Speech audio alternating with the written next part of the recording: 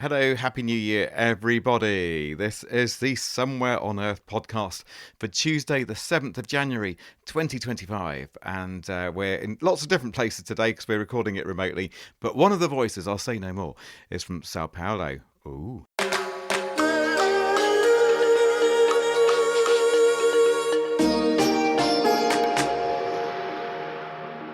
And when I say Sao Paulo, I mean Angelica Mari. Lovely to have you back on the podcast since your star, amazing, brilliant performance podcast that you did from the Web Summit as well, from Lisbon. And in fact, I should say more correctly, Sao Paulo County, isn't it, as well, if we're going to be correct about the geography? It's Sao Paulo State. So I'm in a tiny place just between Sao Paulo and Rio, in the countryside of Sao Paulo State. Right. And there's something going on in the background. I can hear stuff in the background. What's occurring? A major thunderstorm. So it's a bit like the Indian monsoon. So it's summer storms every day almost. But it seems like he only just stopped. So it's eased off. Listeners won't have to put up with all that noise. Okay, good. So just to explain, if the storm restarts and you hear noises in the background, it is literally torrential rain outside Angelica's window. And despite being a top technology and business journalist and commentator and everything else, it's not even within your power, Angelica, to change the weather. So unfortunately not quite. We'll have to put up with it. Mind you, having said that, it does seem as if you put your head out of the window and said, "Can you be quiet?" And the storm seems to be obeying. So maybe you are. You have those powers that I did attribute you with. Anyway, right, let's get on with it, I think.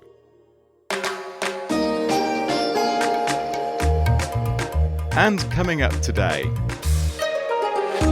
Use encrypted email, please. Wipe the cache on your browser. Switch off biometric ID. Yes, all this digital safety advice and more comes from a leading digital rights organisation as it issues a guide for those involved in protests. It's about keeping you and your fellow protesters as safe as possible should you be arrested or have your devices confiscated. But whether you're out on the streets or not really protesting, I guarantee you'll find the advice helpful wherever you are and whatever you're doing. Stay tuned. In fact, at the beginning of another year, it is a good time just all round for us to think about what we could be doing better with our technology. So we'll bring you our New Year's tech resolutions, and we'd love to hear yours. It's all right here on the Somewhere on Earth podcast.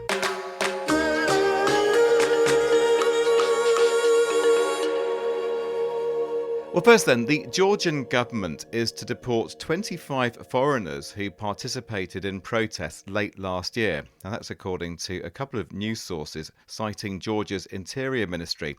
The unrest followed parliamentary elections in the country. The protests and reactions by the authorities prompted the digital rights organisation Access Now to release some cyber safety tips for peaceful gatherings. So when you're in the midst of a protest, especially if the authorities are getting rough, it can be pretty tricky to worry about cybersecurity when you're more concerned about your physical safety. So Access Now's guide is all about making sure your devices are secure before you head off to the protest. In fact, a lot of the advice is just good old digital hygiene stuff that we should all be doing anyway. So we thought it would be a good idea to get Access Now onto this very podcast at the beginning of the year when we should all be thinking about getting into good habits. Mohammed Al-Maskati is Digital Security Helpline Director at Access Now. One of the most important part of any protest is a communication, right? So when someone gets arrested, the police want to know who is organizing, who's communicating with, what kind of information that's flow. So that's why they are always focusing on information that's shared by different people. And you cannot do anything when you get arrested. I mean, there is a really limited things that you can do when you get arrested. So you need to do that beforehand. So Signal is one of the most important tool that you can use to communicate with people, because in Signal, you can protect your identity. You can also using disappearing message, because a lot of people sometimes forget to remove the message after they communicate with different parties, and they keep these messages in their devices, and where the device is confiscated or hacked, these messages actually can be seen by other people. So it's a very important, you have a disappearing message, you are using a signal, because signal itself, it's do encryption, but also there is other stuff that you need to protect, not only the encryption itself, but also removing the content after a few hours, because sometimes people forget to do that and the content stay in the Yeah. devices. And by the way, can you do that in Signal, or is there a setting where you can Yes, there is a select second. Yes, disappearing there is a settings that messages? disappearing message to be on, and it can be for all your communication, or it's only for one content or contact or a group. So you can choose if you want to do it for the whole communication in Signal, or a specific person or specific group in Signals. And one of the important things also, when someone the devices get confiscated, usually the police trying to go on some of these apps and look on it. So the most important part also to lock that app and had a pin on that app. So if they pass the pin code or passphrase of the device itself and they go to the Signal as a app, it's also have another restrictions prevent them from access to the content. Yeah, but also if you get arrested, even if you set disappearing messages on, say, Signal, there's a load of other stuff on your phone that could incriminate you or indeed other protesters, or implicate or put other people and yourself at danger. I guess the simple thing there is make sure you just go out with just a very basic phone for the protest and leave your usual phone at home with all your banking and stuff. Leave that at home. Is that the advice? Yes, I think it's a very, that's why I say it's a very important to prepare yourself for that protest. Is the question is, do you take, and you need to ask yourself a question, do you take your main phone, or you keep your main phone and using temporary phone? But there's also to need to think that some people don't have another phone, so they had to check their main phone. So then you also to need to prepare to yourself to look on your gallery, to look on apps, and to be sure that there is no sensitive informations that in your phone. Yeah.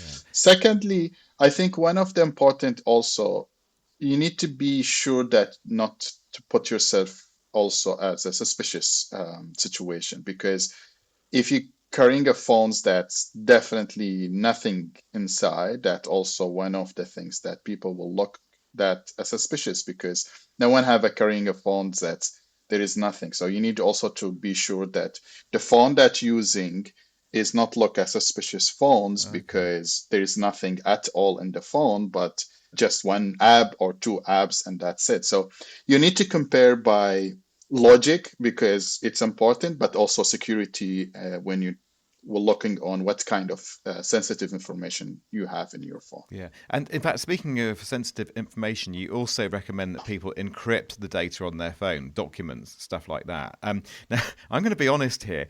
I know that I should encrypt the stuff on my laptop, but I just don't, because I'm worried that it'll scramble all this really important stuff and I'll never get it back again. So how do you encrypt stuff and just know that you are going to get the best of all worlds? You're going to safeguard your data, and you will be able, if you forget the password or something, you will be able to get your documents back again. How does that work? Let's be honest, because encryption in the past, it was really hard, and it was, people don't like to use it because it's take a lot of steps and need to do a lot of things. You need to download a lot of stuff. Encrypting database or data now became really easier and less complicated to encrypt. Like it need app in your phone or in your computers to encrypt all the data, or you can actually upload it to encrypted database and it will be encrypted totally. Just also, we need to be understanding that encrypting data, it's important, but if you lost access, if you forget your passwords, and this is not only for encryption, but in any situation, if you lost your passwords, it will be hard to bring back your data. So you need to be very careful when you use encryptions. I think also with the encryption, I think you don't need to encrypt everything's like in your database. You need to encrypt the sensitive data that can put you and people at risk. So it's very important. That's why it's very important to do risk assessment to understand which data can bring risk to you and which data can affect you, and then collect all of these data and encrypt that data in your device, especially in phone. There is a lot of apps that you can use in the phone to encrypt your data. Like a Tela app is one of the apps that can be used to encrypt pictures, videos, audios, document in your phone by just moving them to that app, and it will be encrypted easily. Yeah, and just for people who missed it when you said it, what's that? The Attila app, did you say? Yeah, Tela app, yes. Okay, yeah. So if people are looking for it, let's just spell that one out. It's how do you spell it? Tella app. I've got it. Good. All right. Thanks for spelling that out. Just in case people missed it. A final one on this then. You also recommend that we switch off our biometrics on the phone. You know, your biometric unlocking. And I was a bit surprised by that. I'd have thought that's a very secure way of locking your phone. You know, if I've got my, fingerprint thing set, it's going to make it very hard for the authorities to get into my phone. Maybe not so. Why does that advice apply? You need to ask yourself, why are you using biometric? Because you don't want to be bothered every time to put a PIN code, right? Open your phone. And it's easy, right? Like it's in second, you can open your phone by putting your fingerprint or face, because every time you put the PIN code, it will be take longer time to do that. And it's similar. Somebody can see you putting the PIN into your phone as well. Yeah, the problem is that when you have a biometric, it will be easier to have access because they can force you to put the biometrics, or they can just take the phone and put it in your face and it will open. But with passwords, with passphrase, it will take longer time to do that. That's one thing. Secondly, with the passphrase, is actually the encryption is different. It will be harder to decrypt the phone, and it will take time if they didn't force you and used a tool to decrypt your phone, it will take longer time. And sometimes the phone will reset themselves because they use different passphrase, and that means wiping the whole phone. So it's a not only people think that passphrase is only taking time to open it, but also it will take time to decrypt it by authorities when it's a password, not biometric or face, because they have a different tools to do it, but it will take a longer time, and sometimes it will not work also because the phone will wipe themselves automatically after multi-trying on the phone. That's Mohammed Al-Maskati. And with that amazing piece of advice there, to switch off your biometric ID, a passcode, especially a strong passcode, will do perfectly well and it's going to be more secure. So I was learning, Angelica, so much. Same here.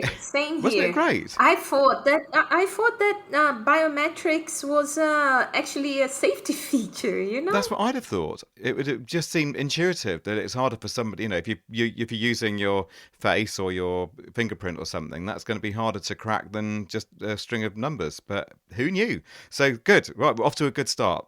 The new year's just underway and we're already learning stuff. So from your point of view, Angelica, then what would you say is the importance of having, some good digital habits, as it were, if you're an activist? Well, I think when it comes to digital safety for activists, we need to remember that things are changing quite quickly, and that movements, they do depend a lot more on the digital literacy of their members.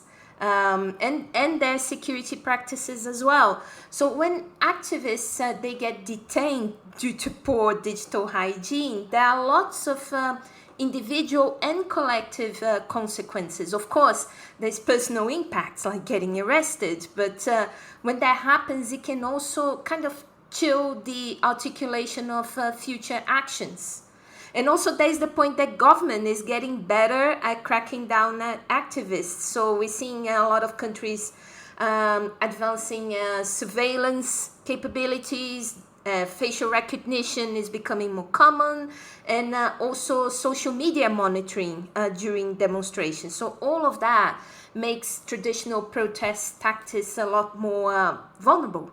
And you can almost guarantee that authoritarian governments are probably starting the new year with their own guides that they're sending out to their own operatives, as it were. Good habits to get into for the new year if you're trying to crack an activist's smartphone, for instance. So, or ways to conceal your camera to do your facial recognition. Yeah, indeed. How to install spyware without the activist knowing. 3 easy steps. You can imagine all that's going on. So it probably does. It's an arms race, all right. So, I mean, what are the consequences then, Angelica, for movements that might fail to adopt these good practices when it comes to cyber safety and security? I think digital safety affects the very sustainability of movements. So if you have activists operating under poor digital hygiene, so to speak, that can compromise entire networks of movements. But on the other hand, if you have good practices, good protocols, you can enable movements to carry on, even though there's that sort of crackdowns that we're mentioning just now. But I also think that kind of creates a sort of asymmetric power dynamic, because you have a situation where you have on the one hand activists having to master complex technical skills and also face state surveillance that is getting more and more sophisticated, and then that burden tends to fall especially hard on grassroots movements with limited resources. So it's tough. Yeah, when you think you're up against, in some cases, the entire resources of the state. Yeah.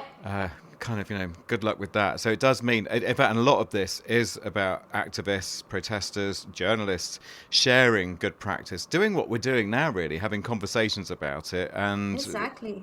The bodies like Access Now putting together these guides to help them. So yeah, absolutely. So kind of looking forward then, Angelica, what kind of digital safety considerations could movements be looking forward to, as it were? If we think about those protests in Georgia, for instance, what we might pick up from that, and then what that means for the future for these campaigning organisations or indeed individual protesters.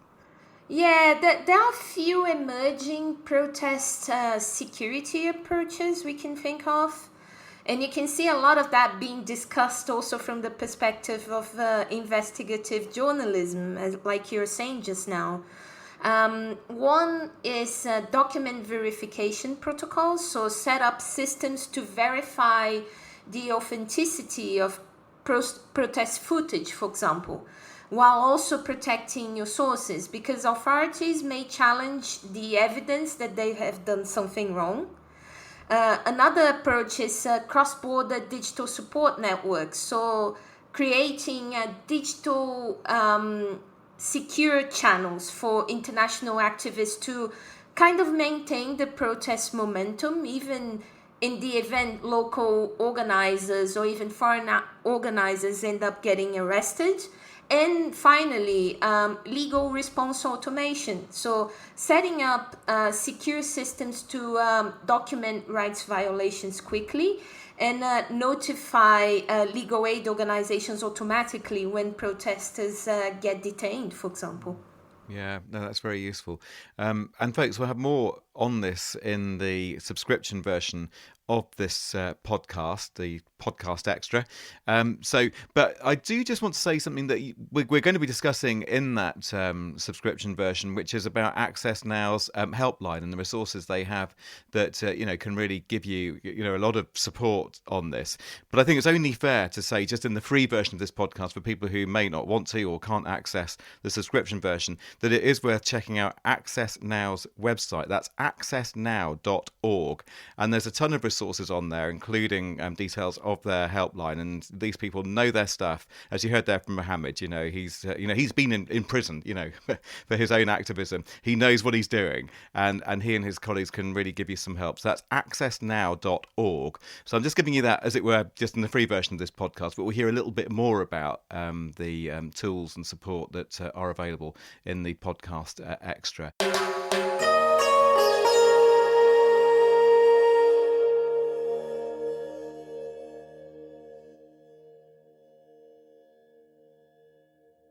And I think, Angelica, while we're on this whole theme of, what we can do to look after ourselves with cybersecurity and switching off our biometric ID and stuff like that, it seems like a good idea as the new year starts for us to just talk more generally about our New Year's tech resolutions. I don't know if you make such resolutions, Angelica, but is there anything you're going to just try and really perfect in 2025? Yeah, absolutely. First thing is balancing out the need to use social media as a means to keep in touch with the world and promote my work, and also protect my mental health. I started treating social media like making coffee, set times, specific goals, then step away. I think the question is, how do you feed the social media beast without letting it devour your day? So I'm going to try this. 2 focused social sessions a day, check out what's going on, and then batch create content when I'm feeling inspired, and intentionally collect some experiences worth sharing when I'm out. So this is what I'm going to try and do. Let's see if it works. Yeah, sure. What I'm impressed with, what impresses me there is that you're making it into a strategy. It's more than just saying, "Oh, I'm just going to try and take it easy on the social media." I think you're just saying, "Yeah, I'm not." You're not having a whole social media detox. You're not walking away from it. I think you're just saying, "This is how I can make it work best for me." And that does need some thought. It needs a strategy, because to just hope it's going to happen because of good intentions may not just work out for you. That's summed it. you up? Yeah, Yeah, I know. there we are. I know that for a few years now. You need to have a strategy.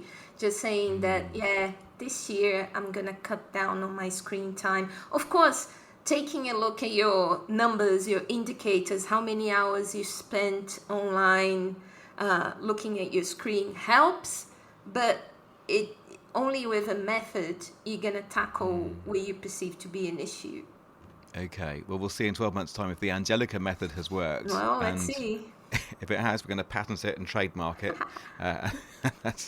It could be another kind of business prong there. And in fact, production manager Liz Toohey on this very podcast, I think she has a similar aim really for 2025. She says, my New Year's tech resolution will be trying to curb looking at Twitter and Instagram because it makes me anxious. Everything's going on in the world, all this stuff going on.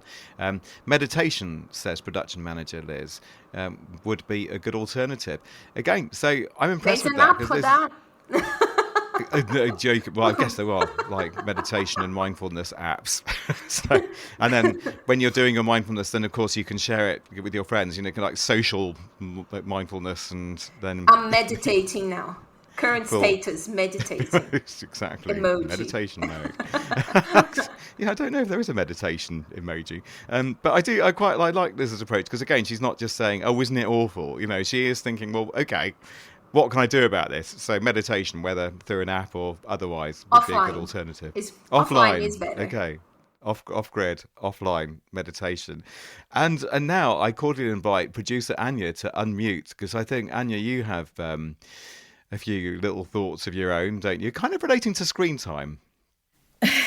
Yeah, not mine though. I think my biggest sin is probably too many ebooks. I think when I'm traveling somewhere, I always get them out. But no, it's actually for my youngest to try and control the amount of time he spends on on certain apps. He's football mad. He knows absolutely everything possible about the Premiership. I mean, obviously, everyone must be reminded that Nottingham Forest are currently joint second in the Premiership. That is the best team in the world. So, yeah, very happy about that. We haven't been in that position since I was a child, I don't think. So it's all very exciting.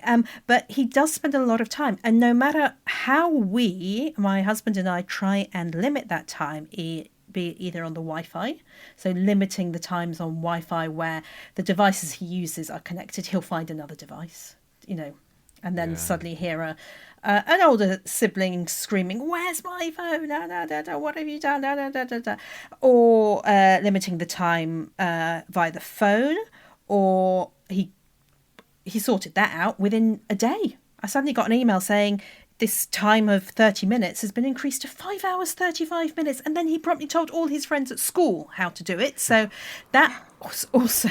then you can try and limit on the app itself. Again, he's worked out everything there. I change passwords. How? I don't know. You've been hacked, Anya. I've been completely hacked and to be fair, he is 26. Yes, indeedy. No, he's a bit younger than that. He's quite a bit younger than that, and he'll go far though, won't he? Yeah. I mean, I think he should definitely be in IT, is what I can say. So that's one of the ones. So if the listeners know of anything that's worked, please let me know.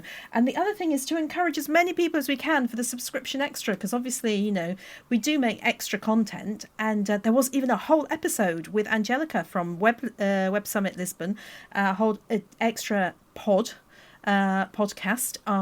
in last week's show. If so, it's $10 a month. Go to the page pod.fan, look us up, Somewhere on Earth, the Global Tech Podcast, and please sign up.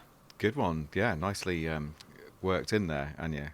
So, and in fact, Anya, while you're unmuted, did you want to say anything about this whole shenanigans between the BBC and Apple?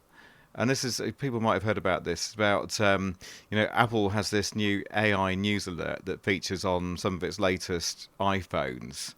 So you get these kind of AI-generated news summaries. And the BBC's not happy because against a BBC logo, of all things, on some people's iPhones, they're getting headlines that are not exactly up to the BBC's well-known standards of journalistic rigour and accuracy, Anya. They're just completely untrue. They're made up. I mean, saying there's a new world darts champion when the competition actually hasn't started yet. Oh, just explain that. This is Luke Littler, wasn't it? Yeah, so this is this amazing teenager, this UK-British teenager, and he got to the finals. And won, but Apple had already reported it. The AI Apple beta version of these news summaries had reported that he'd won before the match was even started. So the BBC actually complained back about over a month ago about another story. Again, saying it was wrong. There have been quite a few examples, and it's not only the BBC. The New York Times has had issues as well.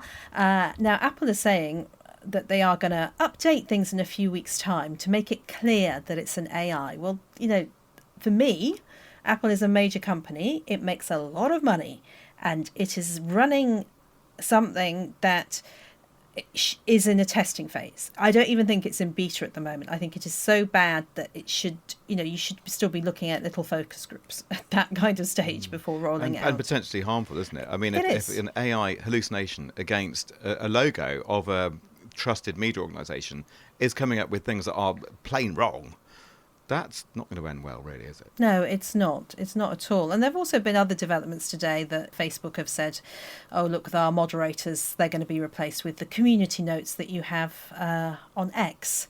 So, again, that's another, for me, nail in the coffin for actually fact-checking and sourcing your stories, which all of us on this show do so regularly. Right. Yeah, it's terrible, isn't it? I think we've seen by now that technology alone can't really match the human ability to understand context, right? And to make nuanced decisions and all that. I think there will be consequences of decisions like this. More misinformation spread, like you said, Anya, unchecked information, also unchecked harassment. and illegal content taking longer to be removed, and all of that creates a snowball effect. So deteriorating discourse quality, reduced platform trust, and advertisers leaving. So not good. Absolutely. Not at all. All right, folks, there we'll leave it. Just as if anybody really cared, my New Year's tech resolution is going to be to try to adopt an in-person first approach to having meetings. So rather than just defaulting to, let's do it on Teams or let's do it on Zoom, just to, if it's possible, to meet the person in real life over a cup of something or a pint of something, go and do that instead. So I'm going to try doing that, but I must admit it's so convenient when you can just quickly get someone on the Zoomatron and just have a quick meeting. So let's see how well I stick to that. But I'm going to try. That's anyway. a good one. That's a good one. So you won't be the person we will be inviting for, let's quickly jump into Zoom. Yeah, you're just going to say, Gareth's just too full of himself and his analog being in person thing that he's not going to be there with us. But I probably will. Let's see how well I keep that one. I feel as if I don't have the strategy that Angelica has. I need to learn from that. Okay, now, folks, I think that is more than enough for this edition. So thanks for being with us, everybody. Remember, we are on the Evergreen Podcast Network. We're delighted and still very excited about that. So go and check out the Evergreen website for their other podcast titles. They're all jolly good. But do remember to keep it with us. And do let us know about your New Year's tech resolutions. Maybe we can do something on that in the next 2 or 3 weeks, just with your feedback on what you're going to try and do with your tech over the coming year. So email us, hello@somewhereonearth.co. That's hello@somewhereonearth.co. Or WhatsApp code 44 for the UK, 7486 329 484. And we're just on pretty much all of the socials, and I think you know how to find us. So there we are. Production manager is Liz Tui. You've been hearing from Angelica Mari in now a very quiet and non-stormy Sao Paulo state. And I'm Gareth. The editor and producer is Anja Litorovich. See you soon. Bye-bye.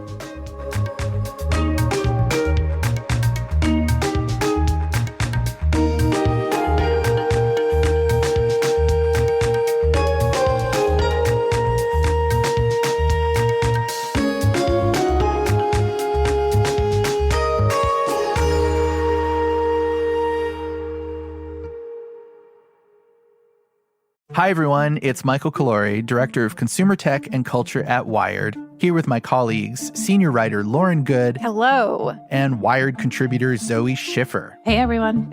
We're here to tell you about our new podcast, Uncanny Valley, a show about the people, power, and influence of Silicon Valley. Every week, we get together to talk about how technology and culture from the Valley is influencing our everyday lives. We dig into questions like, will we ever get our privacy back?